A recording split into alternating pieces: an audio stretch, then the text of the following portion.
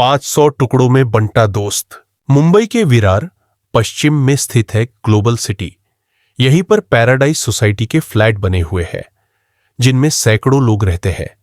20 जनवरी 2019 को इस सोसाइटी में रहने वाले लोग जब नीचे आ जा रहे थे तभी उन्हें तेज बदबू आती महसूस हुई। वैसे तो यह बदबू पिछले 2 दिनों से महसूस हो रही, लेकिन उस दिन बदबू असहनीय थी। कई दिन से बदबू की वजह से लोग नाक बंद कर चले जाते थे। उन्हें यह पता नहीं लग रहा था कि आखिर दुर्गंध आ कहां से रही है। सोसाइटी के गार्डों ने भी इधर उधर देखा कि कहीं कोई बिल्ली या कुत्ता तो नहीं मर गया, पर ऐसा कुछ नहीं मिला। 20 जनवरी को अपराह्न 11 बजे के करीब सोसाइटी के लोग इकट्ठा हुए और यह पता लगाने में जुट गए कि आखिर बदबू आ कहां से रही है। थोड़ी देर की कोशिश के बाद उन्हें पता चल गया कि बदबू और कहीं से नहीं बल्कि सेप्टिक टैंक के चैम्बर से आ रही है। किस फ्लैट की टॉयलेट का पाइप बंद है यह पता लगाने और उसे खुलवाने के लिए सोसाइटी के लोगों ने 2 सफाई कर्मियों को बुलवाया। सफाई कर्मचारियों ने चेक करने के बाद पता लगा लिया कि सोसाइटी की सी विंग के फ्लैटों का जो पाइप सेप्टिक टैंक में आ रहा था वह बंद है। सी विंग में 7 फ्लैट थे, उन्हीं का पाइप नीचे से बंद हो गया था। पाइप बंद होना आम बात होती है जो आए दिन फ्लैटों में देखने को मिलती रहती है। सफाई कर्मियों ने जब वह पाइप खोलना शुरू किया तो उसमें मांस के टुकड़े मिले। पाइप में मांस के टुकड़े फंसे हुए थे जिनकी सड़ांध वहां फैल रही थी। सोसाइटी के लोगों को यह बात समझ नहीं आ रही थी कि किसी ने मांस डस्टबिन में फेंकने के बजाय फ्लैट में क्यों डाला। जब पाइप में मांस ज्यादा मात्रा में निकलने लगा तो सफाई कर्मियों के अलावा सोसाइटी के लोगों को भी आश्चर्य हुआ। शक होने पर सोसाइटी के एक पदाधिकारी ने पुलिस को फोन कर इसकी जानकारी दे दी। सूचना मिलने पर अरनाला थाने के इंस्पेक्टर सुनील माने पैराडाइज सोसाइटी पहुंच गए। पाइप में फंसा मांस देखकर उन्हें भी आश्चर्य हुआ। उसी दौरान उन्हें उस मांस में इंसान के हाथ की 3 उंगलियां दिखी। उंगलियां देखते ही उन्हें माजरा समझते देर नहीं लगी। वह समझ गए कि किसी ने कत्ल करके लाश के छोटे छोटे टुकड़े करके इस तरह ठिकाने लगाने की कोशिश की है। जल्दी ही यह बात पूरी सोसाइटी में फैल गई, जिसके चलते आदमियों के अलावा तमाम महिलाएं भी वहां जुटने लगी। मामला सनसनीखेज था, इसलिए इंस्पेक्टर माने ने फोन द्वारा इसकी सूचना पालघर के एसपी गौरव सिंह और डीवाईएसपी जयंत बजबले के अलावा अपने थाने के सीनियर इंस्पेक्टर घनश्याम आढ़ाव को दे दी। पुलिस कंट्रोल रूम में यह सूचना प्रसारित होने के बाद क्राइम ब्रांच की टीम भी मौके पर पहुंच गई। पुलिस ने मांस के समस्त टुकड़े अपने कब्जे में लिए। पुलिस की समझ में यह बात नहीं आ रही थी कि जिसकी हत्या की गई है वह इसी सोसाइटी का रहने वाला था या फिर कहीं बाहर का। जिस पाइप में मांस के टुकड़े फंसे मिले थे वह पाइप सी विंग के फ्लैटों का था। इससे यह बात साफ हो गई थी कि कत्ल इस विंग के ही किसी फ्लैट में किया गया है। सी विंग में 7 फ्लैट थे। पुलिस ने उन फ्लैटों को चारों ओर से घेर लिया ताकि कोई भी वहां से पुलिस की मर्जी के बिना कहीं न जा सके। फोरेंसिक एक्सपर्ट की टीम भी बुला ली गई थी। ये भी पढ़े, भाई ने ही छीन लिया बहन का सुहाग। रहस्य फ्लैट नंबर 602 का वरिष्ठ पुलिस अधिकारियों की मौजूदगी में पुलिस ने उन सभी फ्लैटों की तलाशी शुरू कर दी। तलाशी के लिए पुलिस फ्लैट नंबर 602 में पहुंची। वह फ्लैट बाहर से बंद था। लोगों ने बताया कि वैसे तो इस फ्लैट की मालिक पूनम टपरिया है, लेकिन कुछ दिनों पहले उन्होंने यह फ्लैट किशन शर्मा उर्फ पिंटू नाम के एक आदमी को किराए पर दे दिया था। वही इसमें रहता है। किशन शर्मा उस समय वहां नहीं था, इसलिए सोसाइटी के लोगों की मौजूदगी में पुलिस ने उस फ्लैट का ताला तोड़कर तलाशी ली तो वहां इंसान की कुछ हड्डियां मिली। इससे इस बात की पुष्टि हो गई कि कत्ल इसी फ्लैट में किया गया था। कत्ल किसका किया गया था यह जानकारी किशन शर्मा से पूछताछ के बाद ही मिल सकती थी। बहरहाल पुलिस ने मांस के टुकड़े, हड्डियां आदि अपने कब्जे में ली। थोड़ी कोशिश करके पुलिस को किशन शर्मा उर्फ पिंटू का फोन नंबर भी मिल गया था। वह कहीं फरार न हो जाए, इसलिए पुलिस ने बड़े रेलवे स्टेशनों, बस अड्डे, उसी हवाई अड्डे पर भी पुलिस टीमें भेज दी। इसके अलावा सीनियर पुलिस इंस्पेक्टर घनश्याम आढ़ाव ने किशन शर्मा का मोबाइल नंबर मिलाया। इत्तेफाक से उसका नंबर मिल गया। उन्होंने अपनी पहचान छिपाते हुए किसी बहाने से उसे एक जगह मिलने के लिए बुलाया। उसने आने के लिए हां कर दी तो वहां पुलिस टीम भेज दी गई। वह आया तो सादा लिबास में मौजूद पुलिस कर्मियों ने उसे दबोच लिया।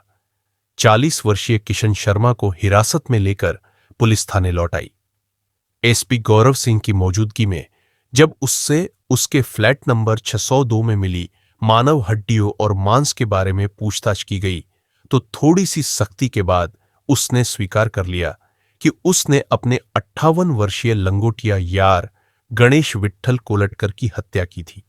पुलिस ने मृतक के शरीर के अन्य हिस्सों के बारे में पूछा तो किशन ने बताया कि उसने गणेश की लाश के करीब 500 टुकड़े किए थे। कुछ टुकड़े टॉयलेट में फ्लश कर दिए और कुछ टुकड़े टेरेन से सफर के दौरान फेंक दिए थे। किशन के अनुसार उसने सिर तथा हड्डियां भायंदर की खाड़ी में फेंकी थी। गणेश विट्ठल किशन शर्मा का घनिष्ठ दोस्त था, तो आखिर ऐसा क्या हुआ कि दोनों के बीच दुश्मनी हो गई। दुश्मनी भी ऐसी कि किशन शर्मा ने उसकी हत्या कर लाश का कीमा बना डाला। इस बारे में पुलिस ने किशन शर्मा से पूछताछ की तो इस हत्याकांड की दिल दहला देने वाली कहानी सामने आई। किशन शर्मा मुंबई के सांता क्रूज इलाके की राजपूत चाल के कमरा नंबर 412 में अपनी पत्नी और 2 बच्चों के साथ रहता था। उसने मुंबई विश्वविद्यालय से मानव शरीर रचना एवं क्रिया विज्ञान में सर्टिफिकेट कोर्स किया था, लेकिन अपने कोर्स के मुताबिक उसकी कहीं नौकरी नहीं लगी तो वह शेयर मार्केट में काम करने लगा। करीब 8 महीने पहले उसकी मुलाकात थाने जिले के मीरा रोड की आविष्कार सोसाइटी में रहने वाले गणेश विट्ठल कोलटकर से हुई, जो बाद में गहरी दोस्ती में तब्दील हो गई थी। गणेश की अपनी छोटी सी प्रिंटिंग प्रेस थी। एक दिन गणेश ने किशन शर्मा से कहा कि अगर वह प्रिंटिंग प्रेस के काम में 1 लाख रुपए लगा दे तो पार्टनरशिप में प्रिंटिंग प्रेस का धंधा किया जा सकता है। किशन इस बात पर राजी हो गया और उसने 1 लाख रुपए अपने दोस्त गणेश को दे दिए। इसके बाद दोनों दोस्त मिलकर धंधा करने लगे। किशन मार्केट का काम देखता था। कुछ दिनों तक तो दोनों की साझेदारी ईमानदारी से चलती रही, पर जल्द ही गणेश के मन में लालच आ गया। वह हिसाब में हेराफेरी करने लगा। किशन को इस बात का आभास हुआ तो उसने साझेदारी में काम करने से मना करते हुए गणेश से अपने 1 लाख रुपए वापस मांगे। काफी कहने के बाद गणेश ने उसके 40,000 रुपए तो वापस दे दिए, लेकिन 60,000 रुपए वह लौटाने का नाम नहीं ले रहा था। किशन जब भी बाकी पैसे मांगता तो वह कोई न कोई बहाना बना देता था। वह उसे लगातार टालता रहा। इसी दौरान किशन को सूचना मिली कि गणेश 56 साल की उम्र में शादी करने वाला है।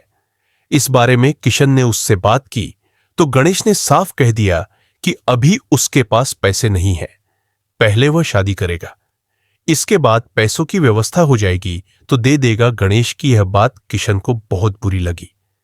वह समझ गया कि गणेश के पास पैसे तो है, लेकिन वह देना नहीं चाहता।